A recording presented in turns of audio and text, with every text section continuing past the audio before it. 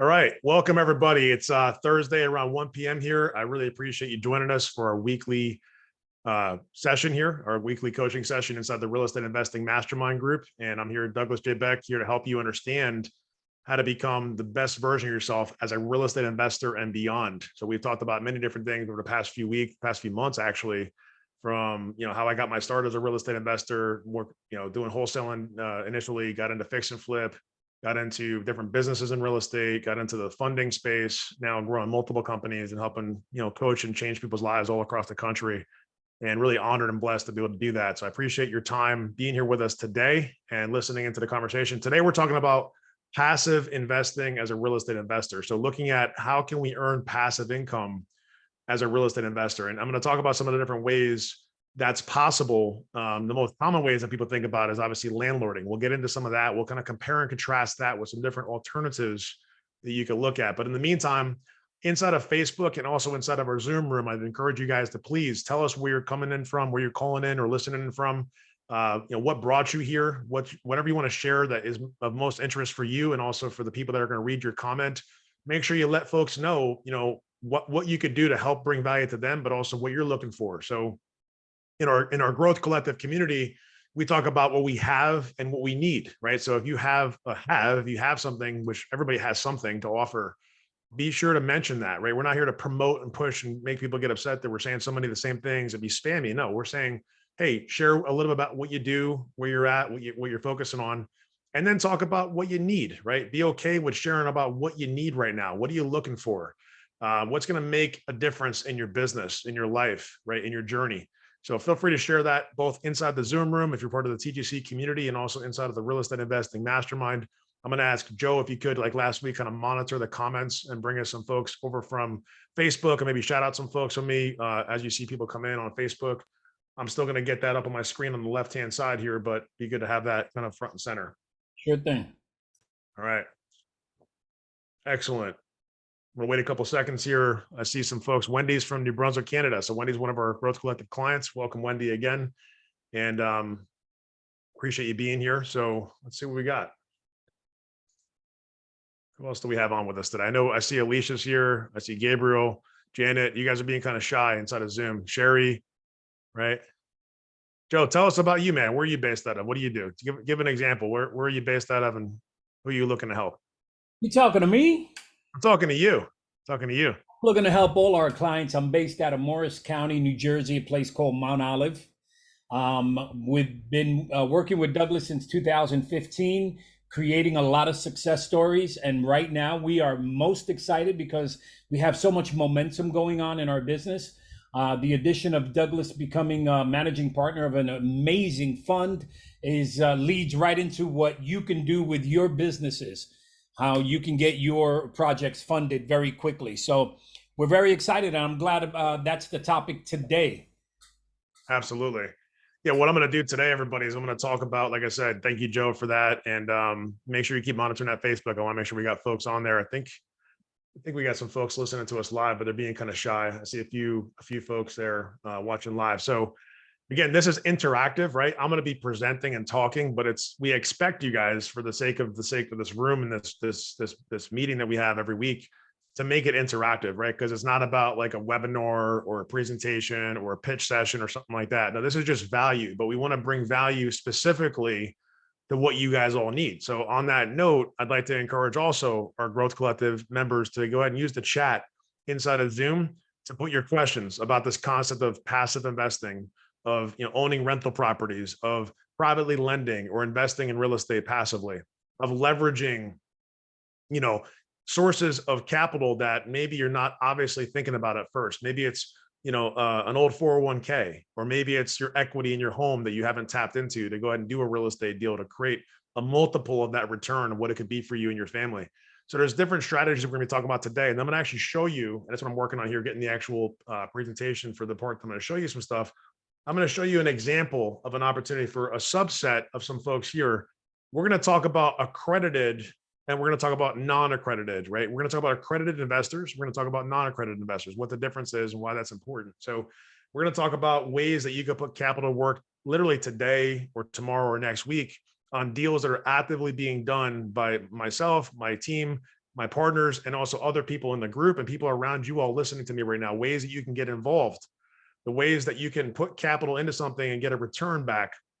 We're not going to go into all the specifics because frankly, we haven't necessarily had a conversation yet. And I'm only going to be able to talk about, in a very limited sense, specific opportunities that we have. And one specifically will be, though, for the accredited investors, because the fund that I own with my partner Phil and a couple other guys is actually a Reg D 506C registered fund with the SEC, which is just a really fancy way of saying that we can talk openly to any accredited investors about the fund and prepare and share some information. So I'm going to share with you a very short summary, if you would, about what that looks like.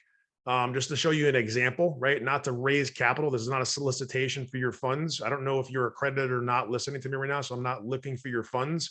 I'm showing you an example of what to look for if you are accredited. I'm showing you people out there like us that have ways to put capital into something that's reliable, that's secure, that produces a return, and what to consider when you're evaluating those kind of deals. What are some of the levers, the things to look for, the things to consider, the things to watch out for, right? The things that could go wrong. Mostly on the accredited side. And then I'm going to share some stories about, we're going to come out of that screen share. I'm going to share some examples and stories about private lending and passive investing in specific deals and scenarios that you could consider as well with people that you know, like, and trust, people that are around you in your world, in your local market, or people that you look up to in certain ways outside your local market to say, hey, how can I work with this individual? Well, if you're sitting there with some lazy money, right? Lazy money. One of my mentors shared, it's like money is not working. It's lazy. It's just sitting around doing nothing. It's just sitting there looking at you in the bank account, not making as much as it could be making. We got to think of money to be working, right? Working for us. We're not going to be working for money. We have to make money work for us. And so that's where the concept of having lazy money, some of you have obvious sources of what is lazy money. Others don't have as obvious sources as lazy money. Maybe you have a friend that has some lazy money. Maybe you have a family member that has some lazy money. Maybe you have a business associate or a person you work with currently that has some lazy money. We're going to talk about strategies of how to tap into that, to use those capital sources for your deals, right? So we're going to give some angles here from both the investor perspective as the lender or partner. And we're also going to talk about what it looks like to be a borrower, an OPM, and that kind of thing with some extent of that conversation. So we have a lot to cover today. It's going to be a very jam-packed, literally, session with information and content and value that I hope you have a pen and paper ready for, because it's going to be a lot of terms and concepts that may be unfamiliar.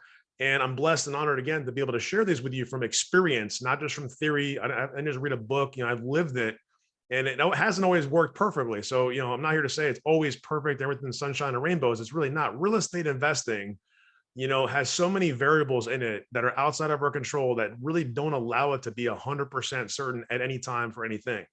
But anybody that says like, this is the one way to do this all the time, no matter what, whatever you do, always do this, I wouldn't listen to that individual very closely. I'd actually kind of put them at arm's length and say, hey, this person sounds like they're too sure of what's going to go on. I'm going to tell you today about the risks that you have to take to make the rewards that you want to make. So think about that. I have to take risks to get the reward, right? And some of us, all of us probably want to obviously minimize the risk we're taking to earn a reward. But the question is, what does that look like? How do we balance those two things? And we're going to get into that. So Joe, I see Kevin is on Facebook. Patricia's on Facebook. We have anyone else on Facebook listening to us today? Well, that is commenting. No, I can't really see. Not yet. Okay. And we got Sherry. Sherry, you want to go ahead and just introduce yourself real quick? And Wendy can do that as well while I'm bringing up my slides here.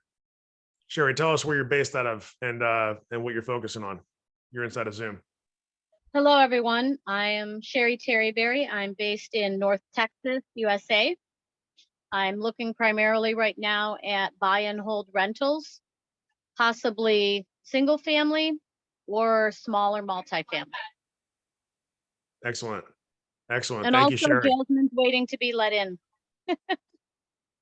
Oh, yeah. Oh, yeah. There's some people waiting to be let in, Joe. We got to make sure we got that. You have the co-host still on the Zoom room. Let me see. No, you got to make me co-host. Right. Wait, I am co-host, but I don't see go. anybody waiting. I don't see anybody waiting. I just let them in. I got it. So we got, I got you this time. So we got everybody. So Candace is in the room. Jasmine's here, I think, and also Ginger. So welcome everybody. We're just gonna get set up over here. So in the meantime, Wendy, why don't you go ahead and do a quick intro as well?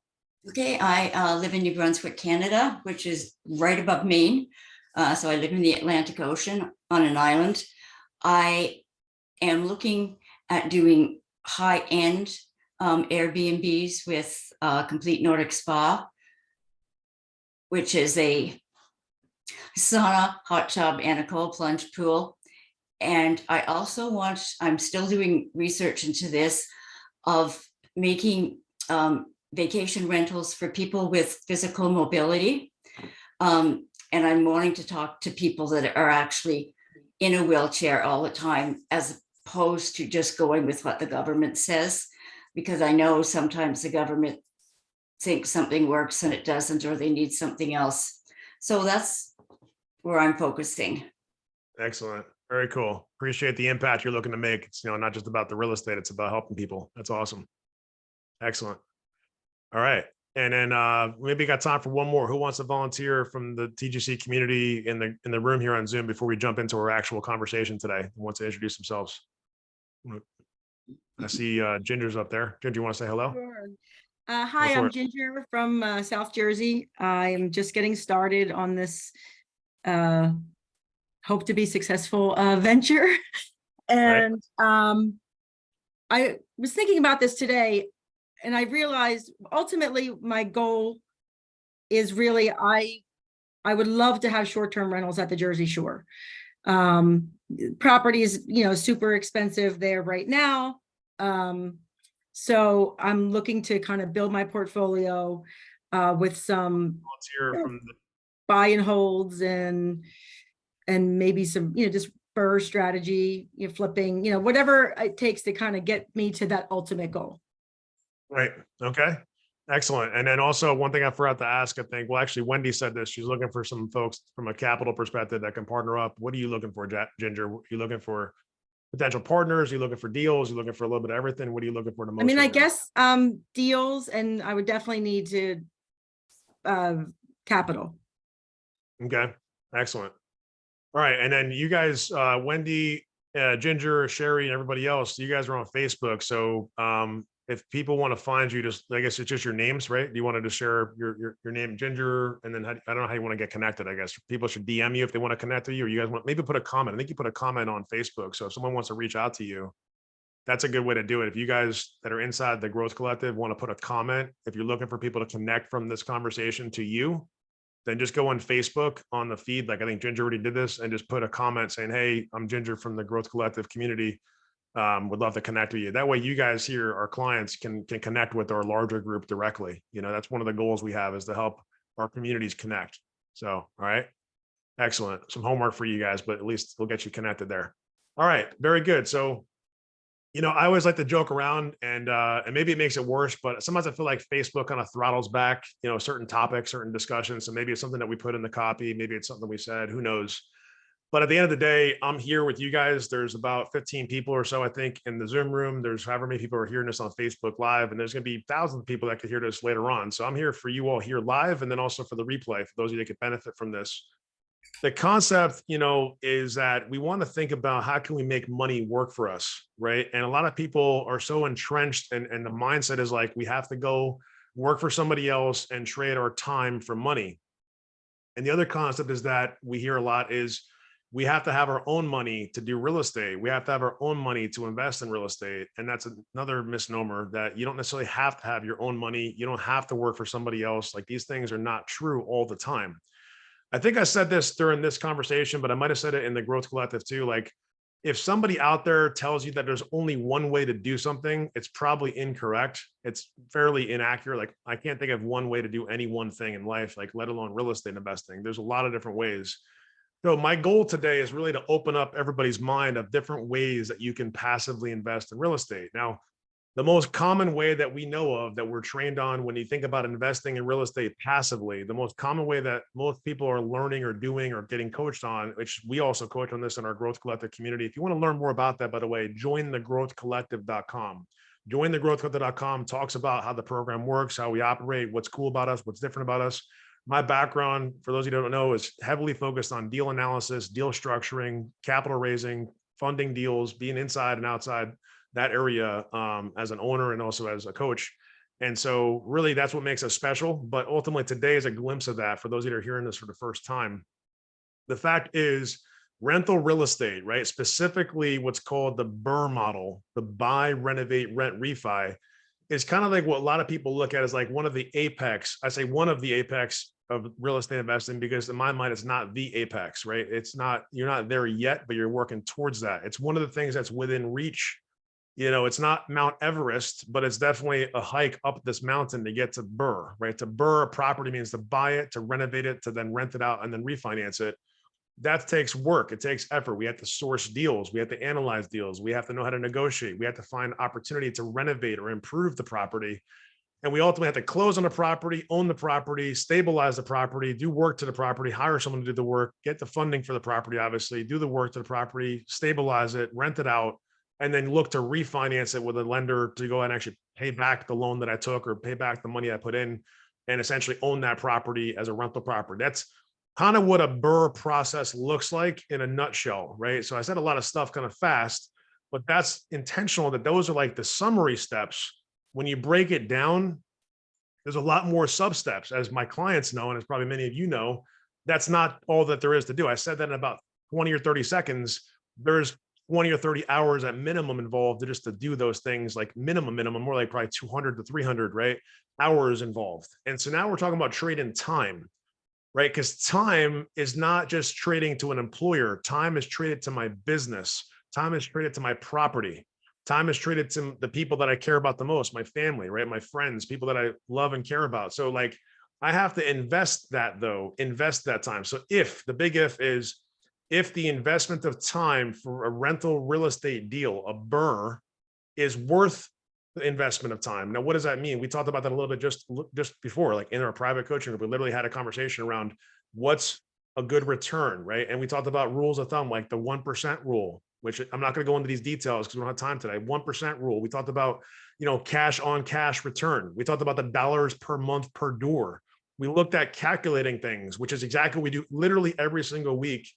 You know, on Thursdays especially, we dive in deeper, and we went through multiple deals today in our hot seat discussion. But the fact is, I said even to my private coaching clients, in case it's just, you think that's just for this group here, I told my paid coaching clients that it's not always best to buy rental real estate. It depends on the returns, right? If you have capital to buy, or you have access to capital to buy, and you have a quote unquote lazy money, or you have access to other people's money, and you're saying, what can I do with this capital, right? I need to think about, how do I maximize my return on dollar? How do I get the most return back, and also my return on time? See, because like initially, for example, we look at rental real estate and we say, this is the great thing to do. And it is a great thing to do. People have built, you know, their wealth for hundreds of years, probably, as long as people have been buying property, owning property. They've built up empires from owning real estate, right? Like literally that we know that. And people that we know today, friends of yours, yourselves, maybe your family friends or people you've worked with, it's not a secret. Like I have multiple friends that have massive portfolios, and that's awesome. But a lot of times we underestimate how long it is to do that, right? So we think like all of a sudden we could just start buying rental real estate, do this BRRRR process, get these properties stabilized, cash flow, we're making all this passive income. And I'm here to tell you that unfortunately, the reality is, not only are rental properties becoming more difficult to find good deals, right? That's across the board. It's becoming more difficult. It will be difficult even more so as more inventory comes. Check it out. What people are not talking about is that everyone that I know is waiting for more inventory to come to light. Like we're all waiting. We're all looking to buy. We all are buying maybe on a lower level. But when more inventory comes, there's going to be more demand that absorbs that inventory. It's not like there's all like this inventory is going to just hit the market all of a sudden, and then there's nobody there to buy it. Like that's not what I expect. That's not what most people I know that are way further along in their journey are saying. It's like, no, we're waiting on the sidelines to buy the inventory that will come. So I don't want you to think sitting here today that all of a sudden, when foreclosures begin to really take, you know, off, and there's all this commercial real estate that's going to have this bad debt and stuff, that all of a sudden there's gonna be like massive inventory with nobody buying it, which creates opportunity for you. That's probably not going to happen. What's going to happen is people are going to come out of the woodwork. Like maybe some of you guys are sitting here listening today, preparing yourself for this and listening to some guidance that I could provide, which is awesome. And I appreciate that, but you're preparing yourself for that time. And what's going to happen is there's going to be a feeding frenzy, right? Like people are just going to go absorb property. And just like it was when I even got started in real estate in certain parts of New Jersey, like specifically Northern New Jersey. I know I have lots of folks here listening to me in New Jersey, because that's where my network mainly started from, New Jersey, New York. I don't know if you guys that know me, or that I'm sure you know, if you know me, you know this, like that people a lot of times from New York, like the 5 boroughs of New York City, were buying stuff in Essex County, Union County. I remember wholesaling a deal to my buddy Julio, which he might be listening. What's up, Julio? Hope you're doing well, man. We got to connect again. Julio, for example, was one of my investors that we wholesaled a deal to. We wholesaled probably 4 or 5 deals to him. He was buying 2 families back in 2014, 2015, 2016 for about $60,000 to $100,000 per door. Right. And I know, because I worked with Julio on a refinance for a property not that long ago, that one of his properties that he bought for like $150,000 recently appraised for like $500,000. So that's a pretty sizable jump in a relatively short period of time. So that's the allure, and that's awesome. And congratulations to people like Julio that have built up portfolios, right? They deserve the credit. They've built up wealth. So the challenge is this, though. That takes a lot of time. That takes management. So Julio is essentially a professional investor. He's a professional landlord. He's an awesome guy too. But fact is, like, not everyone here is ready and able to be a professional landlord, a professional real estate investor in that capacity. Maybe you have other commitments of time. You have other things taking you away from real estate, but you know you want to do real estate. So that's where we have to start saying, what's another way, right? What's another way that I can get into real estate without taking on this time commitment? Because remember, it's not just the return on money, it's the return on time that we have to look at. We have to say, how much effort is it going to take? So when I look at a renovation project, for example, and now 50 plus projects later in my career, which, you know, we've dialed down a lot for a lot of reasons, because there's not as much good deals for us to buy renovation wise to go than there was when we first got into it, relatively speaking. And also it's the complexity of the renovation process that is the part that most people don't talk about. So how much time and effort is put into scheduling, finding contractors, scheduling contractors, getting the work done, handling payments, handling draws, dealing with lenders, all kinds of stuff is involved. It takes a small team to run multiple projects. We had almost 20 projects running simultaneously back in 2018.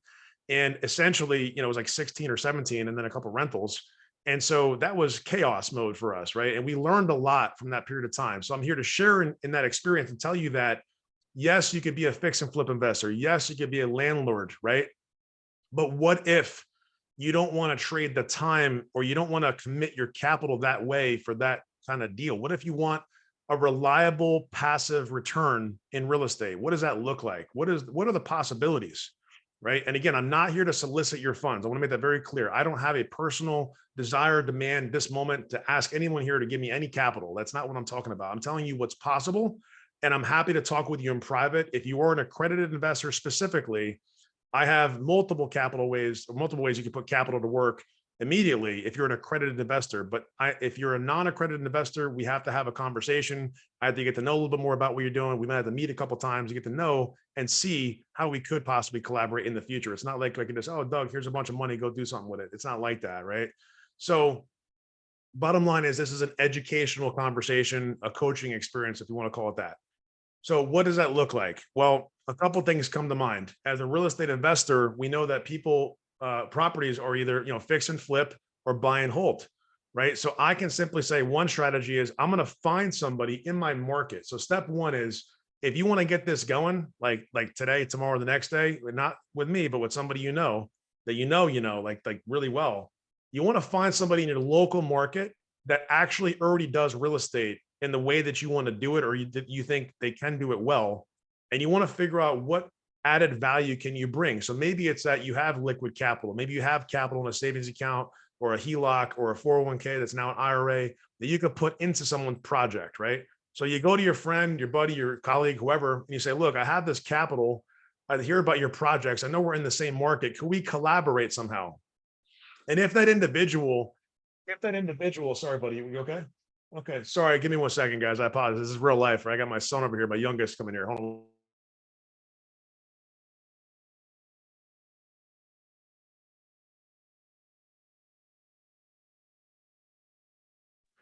So, daddy duty at the wrong time of day, right? Like, it's kind of nuts, but the little guy's over here. You're good, buddy, right? You're okay.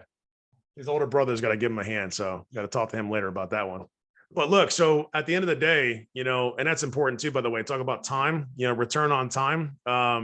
We need to be investing time with the right people at the right time. So like during my work day, my family generally knows, but then obviously things happen sometimes. So, but I love my children and I'm so blessed and really just can't, believe how fast they are growing. It's just crazy. Any of my parents out there probably know what I'm talking about. I got a 12, a 9, and a 4, right? So it's just like seeing their everything changing, like their personalities, the way they think about stuff, the way they speak, it's just kind of nuts. But nonetheless, look, find somebody local, right? Find somebody local in your market that you can trust, that you get to know, and that you see them doing something that's significant enough to say, hey, they probably need somebody with some of what I have, if it's capital or if it's experience or time.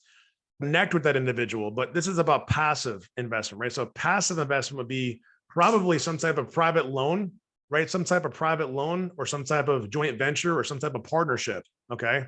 So that's a passive, like you would be a passive investor, passive lender, depending upon the structure, which I'm not here to talk about every single structure. I'm here to talk about the fact that you got to think, who do I need to connect with first? Who has the thing that I don't have, which maybe is the time that you don't have. Maybe it's the deal that you don't have. Maybe it's the experience that you don't have. Maybe it's all of those things, right? And the less that you don't have, or the less that you have, I should say, and the more that you don't have in those regards, yields more the reason why we got to connect with people that have those things that you can then take what you actually have, which in a lot of cases would be capital in this conversation, and put that capital into someone else's deal and work with them alongside of them in some capacity. So the concept of joint venturing, right? Doing more together, collaboration. We talked about that, I think, last week or the week before as well, a little bit more detail on joint venturing in general. But capital, though, what are some things to consider? If I have capital, if Doug has capital that I'm looking to put into a deal passively, what do I need to consider? I need to consider how much money is needed, right? That's a really obvious one. How much capital is needed? So let's say if I'm the buyer and I'm buying a rental property, if I'm using leverage, I got to buy with down payment money. I got to put my own money or someone else's money that I can legally put down with the structure of the loan that I'm taking. If I'm taking a loan, and I'm going to put down some money and then borrow the rest of the money. So that money down that I'd put, somebody, if they're using finance, is going to have to put that money down. If it's me buying the property, it's going to be me putting the money down. If it's someone else buying the property, it's going to be them putting the money down, or somebody that they're connected to putting that money down. That money we call in the industry basically the gap funds, right? The money down plus the money to start the project if there's renovation, and probably money to carry the project, otherwise called the financing cost, the carry cost, like the utilities, the insurance, the taxes, all that stuff. There's a term that's used in industry called gap funds. So gap funds basically means the money down and the money to start and carry the project to completion. The project could be just owning the property. It could literally just be, I'm going to close on this property. I'm going to own this property as a rental property. That's fine. Then it's basically the down payment money, all right? And that's going to be one way. So gap funds is one way that, if you're sitting here listening to me and either you or somebody has capital to put towards something like this, you could say, look, would you want to be my gap funder, my gap partner, essentially funding the part that I'm not going to borrow. If let's say you or someone is going to borrow the money, the main part, then you could be the other part of it, the gap. Now that's one way to do it. Now that gap funding part can be structured a few different ways. Right? You could have a private loan made. You could have a joint venture agreement with somebody. You could have a partnership agreement with somebody. Again, talk to your counsel, talk to your attorney, talk to your CPA, what's best for you legally, tax-wise, et cetera, and make sure you know what you're getting into. I'm not here to tell you exactly what to do because I don't really know who's hearing me right now, and I will be happy to have a conversation. In fact, if you want to learn more about this stuff and you want to go deeper into a one-on-one conversation, then by all means, either put a comment below that says the word passive, that I know you hear me now and you want to talk about passive, or send me a message on Facebook and also put the keyword passive, either a comment or a message that says the word passive, and then whatever else you want to put into a message. Tell me about your background, tell me about what's going on, and we'll hop on a call. Me and you person will hop on a call for 15, 20 minutes and talk about how that looks and what that looks and how that works. Now, today is going to be like really, top level, skimming the surface kind of strategic, level, talking about what's possible, not like literally your situation. So quick shout out to Kyra Johnson in Nashville. I see you on Facebook, and also Barbara Calvin from San Antonio, Texas, Angela Bergen. I hope I said your name correctly, everybody, and all of our other Facebook friends. Appreciate you all being here. And I'm just going to check here to see that my feed is still good. I think it's good, Joe. We're still looking good on Facebook. I think we're still good on Facebook. Absolutely fine. Excellent.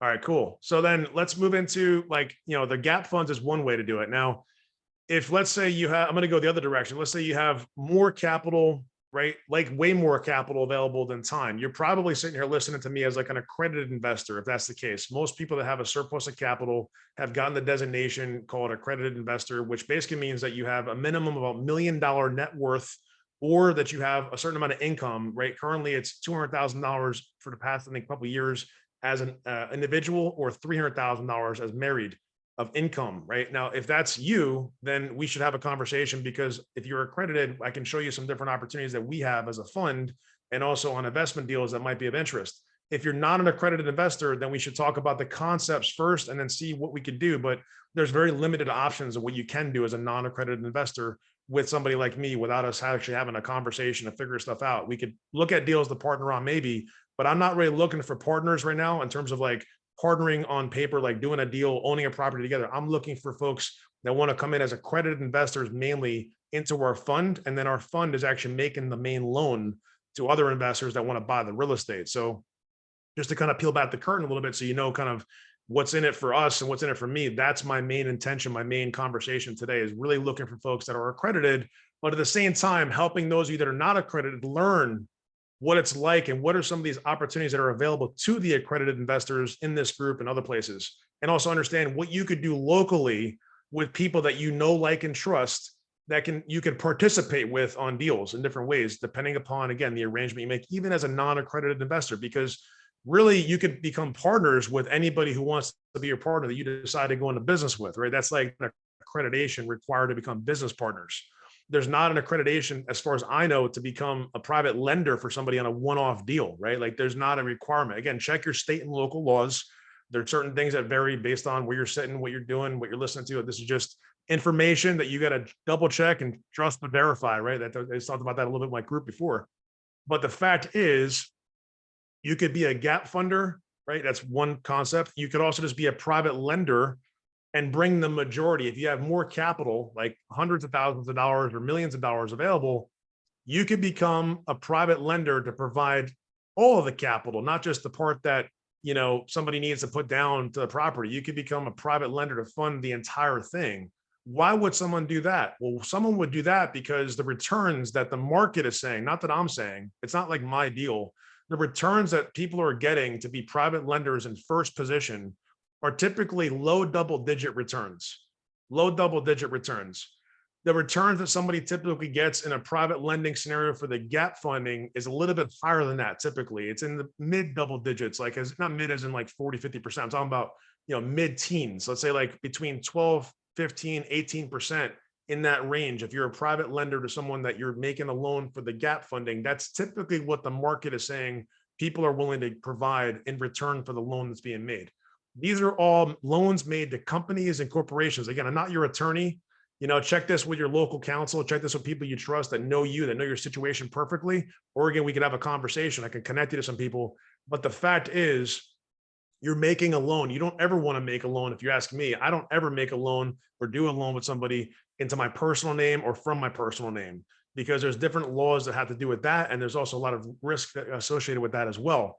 What we want to think about, though, is if I'm making the loan in the first position, like our fund makes first position loans to real estate investors on properties that they plan to either sell or refinance in a relatively short period of time. So KPRE Capital Group is designed to do one thing: make loans, but make money from making loans to first position, right, on a property. And sometimes, very sporadically, we'll do another type of structure. We make a second position, but it's very, very uncommon. It's usually just a first position loan, right, that's made on a property that's for investment purposes to produce a return back to our fund for making that loan. So effectively, we raise capital from accredited investors to go out and actually bring capital into the fund and put it into our fund. And then we say, hey, let's go find deals that need to get funded. And then we go out and actually put that capital into the first position loan, which is secured against the property. So the property is the collateral. So key point is, if you're a lender or want to become a private lender in a first position, you need to think about, hey, how can I get security? And even as a second or a no secured, like if you're doing a gap funding, the question is, what is my confidence as a lender, as a participant in this deal? How do I have a sense of security to make sure that I'm not going to have an issue? And if there was an issue, how do I still get my capital back? What's my protection? So this is where we get into some conversations about title, basically. So first position, second position, no position, right? And we also get into conversations around like personal guarantee. So personal guarantee basically says, and again, check this again with your local counsel. I'm just telling you from my experience, that's always the case, but I want to make sure you guys know, again, shout out to my Facebook friends out there looking. We got a few more people on, I guess, and now. So if you're hearing me for the first time, again, this is just information. This is just education. This is not a solicitation for funds. Again, this is just a conversation about passive investing because I have a lot of experience both on the borrower side as well as being on the lending side. So the concept is I want to know, what if things don't go as well? What if things don't go as planned? What's my security? Well, when someone makes a loan to an entity that is going to do real estate, for example, and let's say the real estate project doesn't go exactly as planned, or whatever that loan was made for doesn't go exactly as planned, and there's not a surplus of capital, there's actually a shortage of capital on that one particular project, what a lender wants to have is some other additional security to make sure that that individual who took the loan for the company has personal responsibility to pay back the loan. So what that basically boils down to is a personal guarantee. A personal guarantee says that even if the company is signing for this loan, or let's say I'm signing for the loan for the company, that the individual behind the company, in this case, let's say it's me, I'm personally guaranteeing that this loan will be paid back. And what that basically means is that if it doesn't go as planned, someone can kind of come after my personal assets to collect up until, they put a judgment, God forbid, but that's what it would be basically, to be able to collect against that loan. So that's something important for if you're looking to do a larger type of loan. Now, if going back the other direction, and then we're going to kind of show something on my screen here for the accredited investors in the room. The other side of it's like, what if I don't have a lot of capital, but I have some capital? What are other kinds of things I could do to be a passive investor? Okay, there's folks that are borrowing funds, and actually I'll say that, again, not soliciting for your funds, to be very clear, but we have this in our business too. We borrow funds for earnest money deposits. Why do we do that? We borrow funds for earnest money deposits because at any given time we have between 50 to 100 or even more than that $1,000, $100,000 out for earnest money deposits is a pretty significant amount of money to buy property that's going to be an investment property for us to either wholesale, fix and flip, or buy and hold, right? So depending upon the scale of what you are doing or what the people you're connecting to are doing for earnest money deposits, this was something that has become more common now with this concept of, like, one of the educators in the industry calls it gator lending, right? And some of you might know what that is and others may not, but people that have small amounts of capital, 5, 10, 15, 20 grand, that are typically sized with like an earnest money deposit, can make a small loan for the purpose of that earnest money deposit being made so that the person buying the property doesn't have to use their own operating capital to put towards that earnest money deposit. It's just that simple. There's all different kinds of deal structures. I'm not here to break it down exactly down to the science. Again, that's a one-to-one conversation.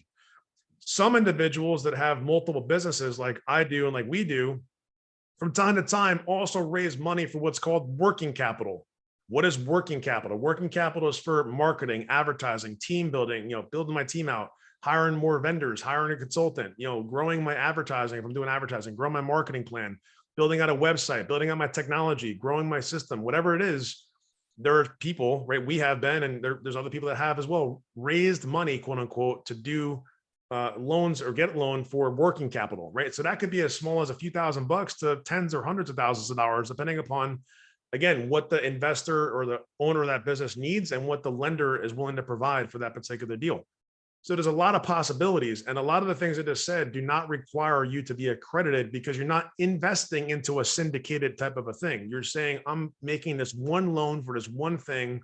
And again, check with all your local folks and people you trust and verify everything I'm saying. But if it's for a specific purpose and a specific thing and made to a specific entity for one thing, usually you're going to pass all the things as far as not having to worry about, being an accredited investor or non-accredited. It's not a syndication, as opposed to, right, what a lot of folks do for apartment deals. So some of you here listening to me, I know for a fact, because I know who's in my group, I know some of you that have done apartment deals investment, like you've invested in apartment deals. I've invested myself, directed IRA, made an investment into an apartment deal a few years back and did very well with it. But basically that's a syndication typically. And what does a syndication mean? Syndication basically means that I'm syndicating. Obviously that's a word, but I'm pulling together multiple things for one thing. I'm taking on multiple investors for one thing, right? syndicating it, right? That's different. That's pulling money together in a pool. That is what requires some type of exemption from SEC. And you have to get a Reg D, 506C, 506B, or some other type of registration to say that you're going to syndicate the legal way to do that. Otherwise, you might have challenges with different, regulatory type of things. So fact is, we're not talking about syndication. We're talking about one deal or one type of loan you're making for one purpose. When we get into the fund literally is set up as a syndicated. It's set up as a what's called PPM. So in case you don't know, in case you're curious, information wise, I'll tell you, it's a private placement memorandum. What that basically means is that we have a bunch of legal documents that attorneys have prepared. We have one of the largest attorneys.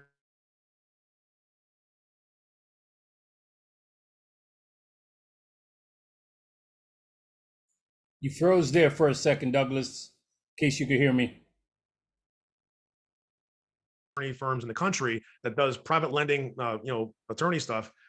In the fund, it literally is a syndication. So again, that's only for accredited investors, but the types of returns that you can expect to get on a single family or multifamily first position loan as a private lender effectively is around the same we would provide for any accredited investors that want to jump into the fund. I'm going to share some information about the fund so you guys can see in case you're thinking about starting a fund or you think you have a fund or you have capital, whatever you want to see it, and you're an accredited investor, you want to learn how this works. I'm going to share that with you. But in the meantime, I'm going to kind of pause and I'm going to see if there's any questions. And it's just, if you could put in the chat, the questions on Zoom or questions on Facebook, any particular questions I have from the group here before I share my screen, and then we'll jump into that.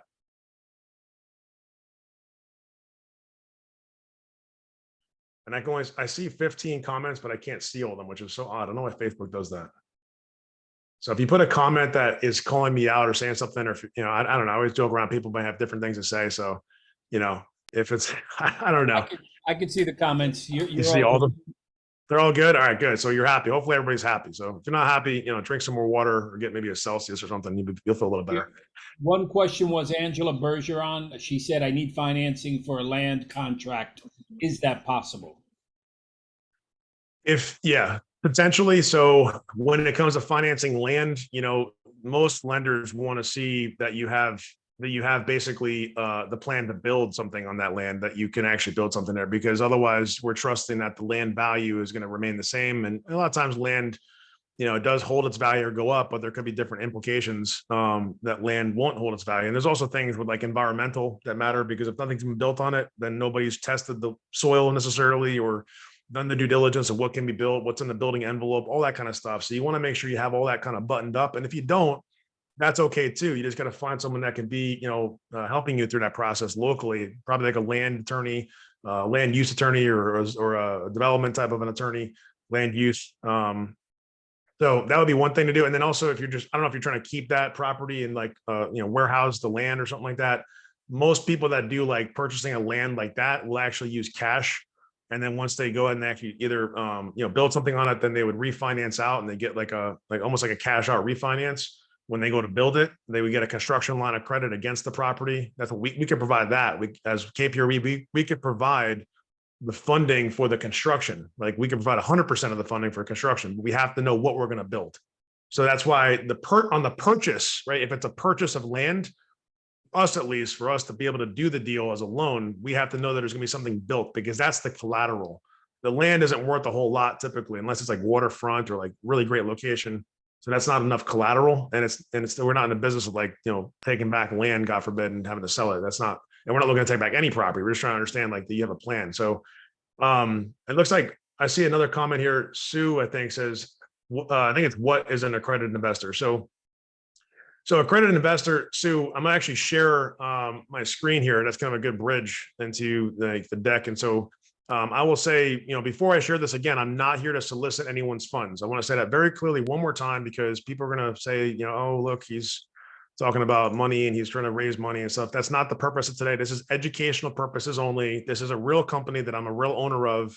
Yes, we do have to raise money, but I know that, there's a smaller number of people in the world that are accredited investors, let alone that are non-accredited. So this is not the audience to raise money with. In fact, it's actually, some of you might be accredited. Accredited investors, I believe we have that on a slide here. Let me see. We don't have it on a slide. Basically what it is minimum, and you could literally just do a Google search. Okay. I'm just going to show you guys. but I'll tell you, it's $1 million net worth currently, right? This could change, right? Because it does change. It's been talked about changing, I should say, by the SEC and stuff like that. But essentially, if I go right to the SEC.gov website, like that's kind of scary, right? But we're going to do it anyway. So it says right here, I mean, net worth over $1 million, excluding primary residence, individually with a spouse or partner, and income over $200,000 individually or $300,000 with a spouse or partner in each of the prior 2 years, and reasonably expects the same for the current year. So we couldn't just have like an amazing past couple of years individually, and then all of a sudden we're just out of business, we're not doing anything, and then we're just like sitting around. No, we need to earn a certain amount of money or have a certain amount of liquidity available or net worth, not including your primary residence, right? And so there's some other things here that give some more detail, which again, this is more for institutional, I believe, but you guys can check this out. I mean, it's right on the SEC website. You can see it. I'm going to share with you kind of a couple of examples. Hopefully that answers Sue's question there. So I'm going to go ahead and show, let's see, where can I start here? This is kind of just like, our pitch deck. So you're not going to necessarily see, this is kind of more about what we do. I'm just going to go through, there's a couple team members there. I did a whole webinar specifically for our accredited investors on this stuff. So if you want that, you can let me know. But it says right here, Rule 506C falls under Regulation D of the Securities Act as exemption from the SEC registration for offering a security that allows a business to use general solicitation to attract investors. Investors in a 506C must be accredited who meet certain financial requirements. Now, I have been told by different people that we could actually publicly advertise our fund, and we may very well do that. But I'm telling you, today's purpose is education. Today's purpose is not fundraising, right? We'll have a separate conversation about fundraising as a whole. If I have my partner, Phil, if anyone wants to learn about that, that's an accredited or knows someone who's an accredited, then we can talk about that. But basically, educationally, why is private real estate lending, like why, right? So there's many ways that we talked about before, cash flow, right? So when I own real estate and I own rental property, I'm looking to generate more passive cash flow. That's the main, usually people are saying that's the main reason why I want to buy rental real estate, cash flow. If we look at cash on cash, right? Cash on cash return is the measurement of how much cash I have to put down compared to how much new cash comes back to me. And I go back to your concept or our concept today of the buy, renovate, rent, refi. And let's say I use a very conservative but realistic number that at the end of all that, after doing all that stuff of buying it, fixing it up, closing on, obviously fixing it up, and then putting a tenant in place and refinancing it, that I can reasonably say that on a low end, I should be getting at least a couple $100, $200 a month per door. That's like what most people would say, 200 to 250 per door is kind of like the industry kind of like low end, measurement, if you would. And let's say that I have that for, the full year of $200 a month is $2,400 a year. 200 times 12 is $2,400 a year. The question is, how much cash that I have to put down to buy that real estate if I'm going to buy it with financing to produce a couple $100 a month of cash flow? And if, let's say, on 2,400, just to use a not such a good example, but let's say I had to put down 48,000, like I gave the example before with some different numbers, but 48,000, well, 2,400 divided by 48,000 is 5%, right? So that deal would essentially have 5% cash on cash return. As much as it's bringing a couple $100 a month of, extra income to you or your business, it's still only 5%. Now, with funds and with other investment strategies like ours, for example, is an 8% preferred for, again, accredited investors, but 8% preferred and with a target of 12%. And there's a lot of different details, but that's an example, just one group here, right? Representing for KPRE, one group that has that kind of opportunity. There's many others out there, right? There's many, like hundreds, if not thousands of groups that will take capital and that you could have friends that are doing real estate that would give a better return than that potentially for you to literally provide capital to rent their money, basically, right? So my question is, if you're considering taking, let's say 50 grand, 100 grand, 200 grand to go buy a real estate deal, and even if you're not accredited, the question is, who do you know, like, and trust as the potential investor lender person, right? Who do you know, like, and trust that could potentially take your 50, 100K, whatever it is, and provide maybe double or triple that return that has told you on a deal passively without you lifting a finger, right? That's what you should be asking yourself. And you could probably put two and two together. I know some people that could do that. And a lot of those people actually are our clients. And also I've done that in my own business as well. So there's a number of people out there in the market. So it's not a question of like, does this exist? We actually have down here in a second, who needs private money? And it's a pretty large, like there's a lot of people. It's a multi-billion-dollar industry. Like it's significant. But essentially cash flow, it's like, hey, why would I go and do all this work just to own real estate? Well, one of the reasons is I told my coaching group might be for appreciation, right? Might be for benefit in the future, might be for longevity or legacy, to own something that's going to be becoming wealth for you. And that's fine. But the question is, how much of that sliding scale down on cash flow specifically, do I want to go down to 5%? Me personally, I want to be at like 8, 10, 12% cash on cash return. If I'm not there, then I'm probably not going to keep that real estate. It's just going to be a wholesale to somebody else who doesn't need that much, or it's going to be a pass. So that's just something to consider, right? Like, it's not about just, the one way. It's just really not. You have to think about, what's my money making for me? So if you have equity, you own that property, you put down money, right? There's even a measurement of return on equity. We're talking about return on cash, which could be different than equity. Because remember, as you put cash to buy the property, let's say the property's value goes up, right? You're at 100% because you're getting financing, let's say for 80%, and you're putting down 20%. So my equity is 20% on day one, but my equity could be 25, 30, 35, 50% over a period of time. And now I look at, what's my return on equity. In fact, I heard of a friend of mine who's actually pretty well known. I say he's a friend, he's more of an acquaintance, but he's a really awesome guy. He knows his stuff. He's an educator. He's been on podcasts. He's written books. He's down here locally. He's recently said in a meeting that, like, his return on equity for a particular property isn't large enough. So he's trading that property up for something else, because he knows that there's equity in it that he knows he can liquidate and trade into something else. So that's another kind of strategy to think about, like, hey, what do I own today as a real estate investor that has equity that I can then take that equity and put it for something better that's going to give me a better return on the equity. So that's why we want to look at, like, I'm going to pause the screen share for a second. We want to think like most people in this group, right? You either know somebody or you personally have a home that you own. Like, not everyone's a homeowner, and that's okay, right? But if you're a homeowner and you've owned the property for more than a few years, there's a good chance, if you use like normal mortgage, financing, you might have some equity. So one of the areas to look for this lazy money is actually your equity in your primary residence. So you got to see, like, do I have equity that I can tap into? Can I get a HELOC, right? Can I take money on that HELOC and go borrow that money from my equity and go invest it into a real estate deal? That's another great strategy. Or can I take that money from HELOC and put it towards a private loan that I make with somebody who I know, like, and trust? That's the concept here, right? So back to the screen share here. And yes, if you like this content, if you like the value, I mean, this is a free meeting, so you can only imagine, like, we're giving this in the free. Our paid clients get, everything we possibly can give. We pour ourselves, myself, the other coaches. We actually are bringing in at least one more new coach. It's unofficial, so I'm not going to say his name yet, but just a heads up.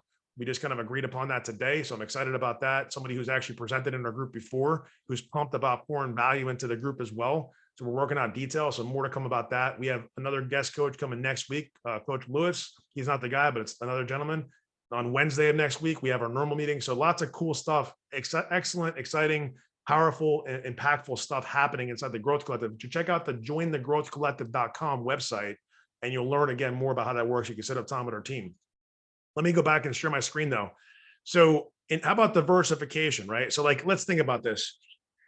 If I'm putting money of my own or someone else's into one thing, that's not really diversifying, So, like, one of our things is a fund, and one of your things might be to consider, like, what's the diversification here? If I'm putting capital, how is my capital protected, right? How is it diversified? How is the risk diversified? So this has a lot of different details. I mean, basically, it's a lot of numbers and letters and different things you might not need, but, like, this is our actual pitch deck, right? So it's like, for example, we leverage the money. So we don't put in all of our capital in the LP. We actually use what's called a warehouse line of credit or a credit facility. So there's different types of things you should understand as an accredited investor, but also as a non-accredited investor.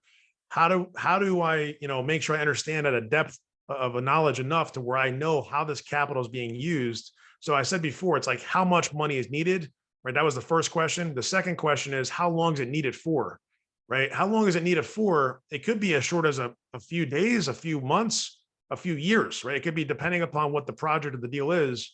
A few days would be like a transactional funding, right? So there's a thing called transactional funding where literally you could provide capital for a day or two to somebody that needs the capital to close on the property and then recycle the money by selling the property or somehow replacing the capital. That's called transactional funding, right? That's the quickest and the most lucrative if you look at an aggregate level of how you can make money by lending private money.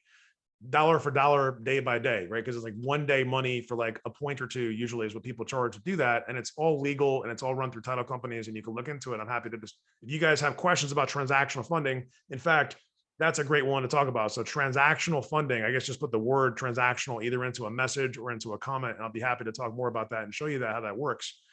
Then from there, you go to like earnest money deposits. Earnest money might be for 3 weeks, 3 months, depending upon how long the money is needed out for, depending on the kind of deal that you're doing. And then we move into the length of time is like, maybe it's a gap funding scenario. It's like I'm bringing in the down payment money, the carry costs, whatever, for a period of 6 months or a year or two, right? Depending upon what the project is. If it's something that's a first position, then it's really only until the property is sold or refinanced, right? That's like it's tied directly to the property. So it's depending on the project, right? And so you got to think like, how long is it needed for? And is that going to be a good use of funds? And is it diverse enough, right? And there's also some different things that certain groups offer. Like from time to time, we'll have a scenario where we have 30-day money where we just need cash infusion to make more loans on our deal. So we do a corporate note.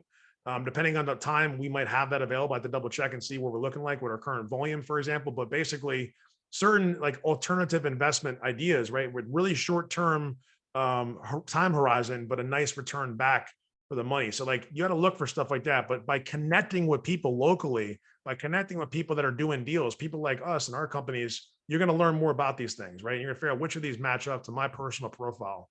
And then we got different tax advantage strategies. Like it says here, there's we're electing REIT status. I think we're in the process of doing that. And there's different benefits on the tax side as well. So understand that. But then let's look at this for a second, right? Because you might say, well, is there really an audience? Is there really an audience that needs this? So who needs private money? Private lending has become a staple of the financial services, projected to be over $1 trillion in volume, right? Like not even billions, right? Private lenders fill the void left by banks and credit unions. This does not mean that private lending presents an increased risk though, because loans made by private lenders are secured by real estate. So first position loans are secured by real estate. Second position loans can also be secured against the real estate, right? And then you have unsecured loans that are made to the company that's going to run that real estate, or the person who's running the real estate has a company that's related to that real estate.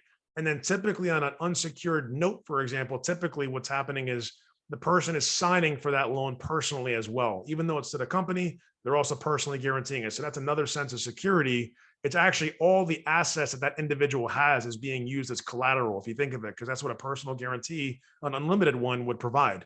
But generally on these kind of loans, like the stuff that we do at KPRE, right, is really on first position loans.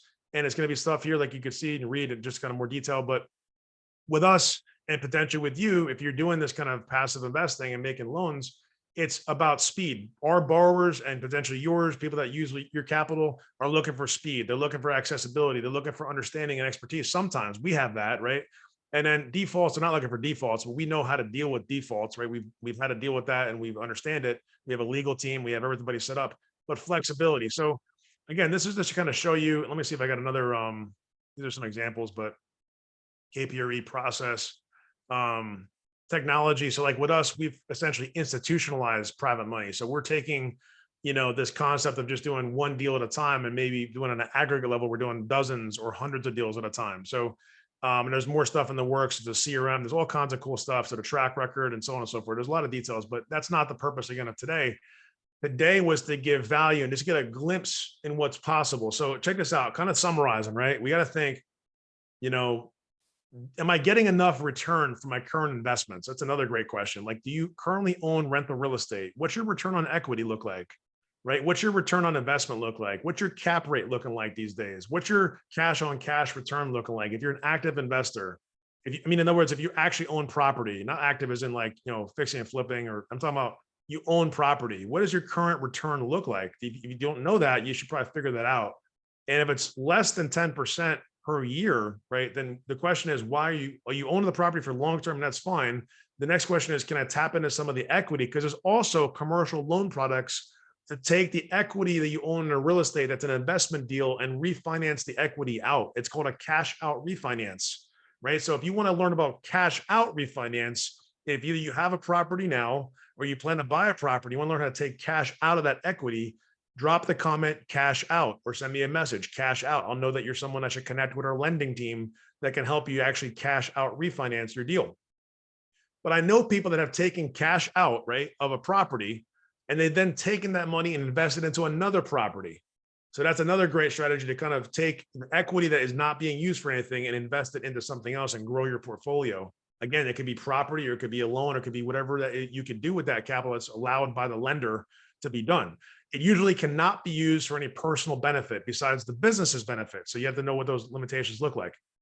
But that's, kind of the concept there. It's like, I can just do rental real estate and do passive investing that way, but we know that there's an alternative in private lending. And I personally believe, like, why I've committed myself, my brand, my team, my time to become a partner in a fund is because I personally believe in the power of private lending. And I personally believe not just the money that it can make our company and ourselves, but also the fact that it creates impact, because I'm actually helping other people do deals without having to get involved in every single step in the process.